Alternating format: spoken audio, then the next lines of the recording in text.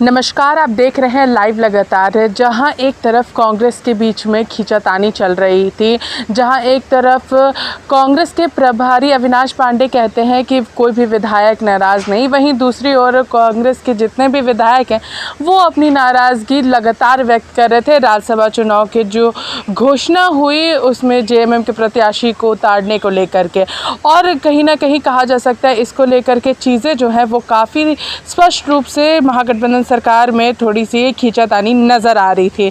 आइए सुनते हैं इसको लेकर के इरफान अंसारी का क्या कुछ कहना है, और साथ ही साथ आज जो उन्होंने मुख्यमंत्री से भी मुलाकात कर कई सारे मुद्दों पर बातचीत की है। आइए सुनाते हैं।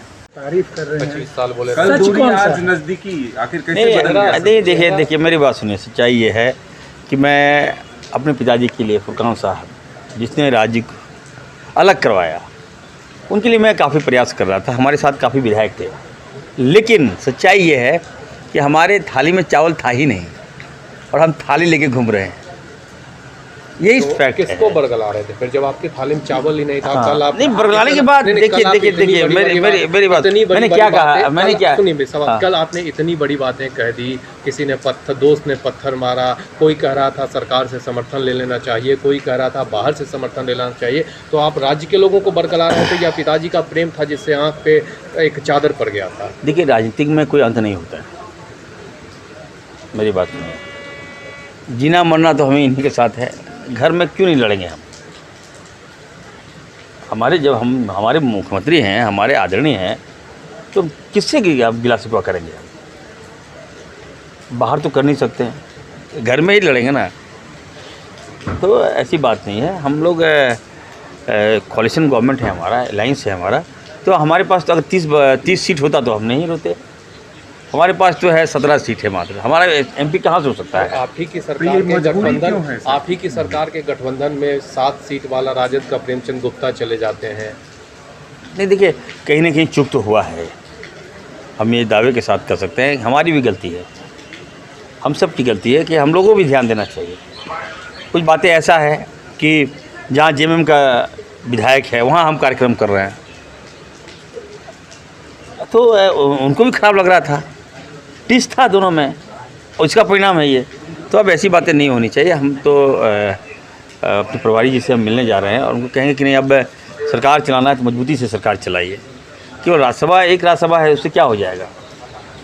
अब जो वादे हम लोगों ने किया उसको पूरा करें।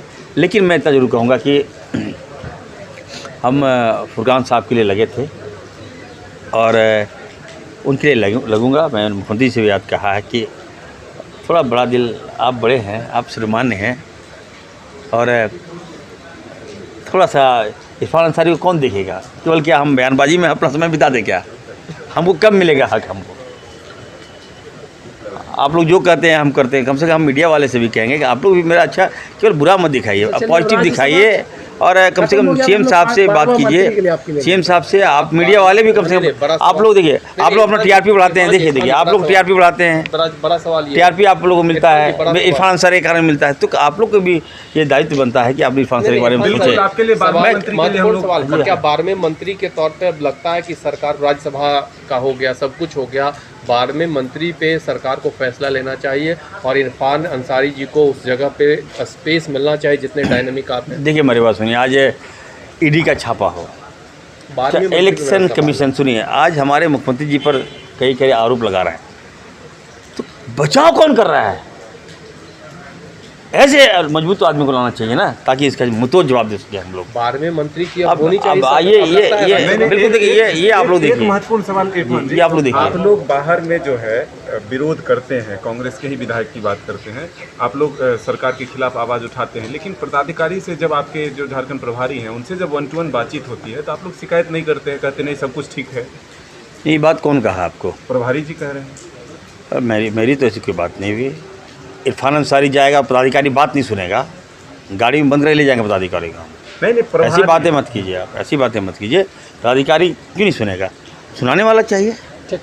तो आपने यहाँ पर इरफान अंसारी को सुना। जामताड़ा विधायक इरफान अंसारी ने यहाँ पर स्पष्ट रूप से कहा है कि मुख्यमंत्री से मैंने आज भी यही कहा कि आपका दिल बड़ा है और इरफान अंसारी को और मौका मिलना चाहिए। क्या सिर्फ वो बयानबाजी के ज़रिए ही लोगों के बीच में चर्चा में रहेंगे या फिर कुछ अन्य जगह भी उन्हें मिलेगी। और साथ ही साथ यहाँ पर उन्होंने राज्यसभा के चुनाव में अपनी जो सीट थी उसको लेकर के भी यहाँ पर कहा कि फुरकान अंसारी के लिए वो लगातार यहाँ पर बातों को रख रहे थे कि फुरकान अंसारी को यहाँ पर राज्यसभा चुनाव में राज्यसभा में जगह मिलनी चाहिए और प्रत्याशी के रूप में खड़े होना चाहिए था।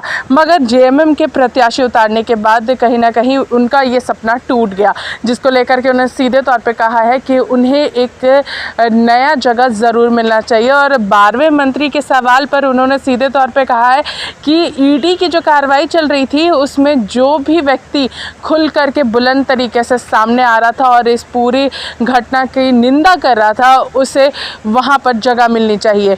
तो देखना ये होगा कि इस 12वें मंत्री को लेकर के क्या वो अपनी ओर इशारा कर रहे थे या फिर कोई और बनेगा। इसी के साथ देखते रहिए लाइव लगातार। रांची से मैं पूजा, नमस्कार।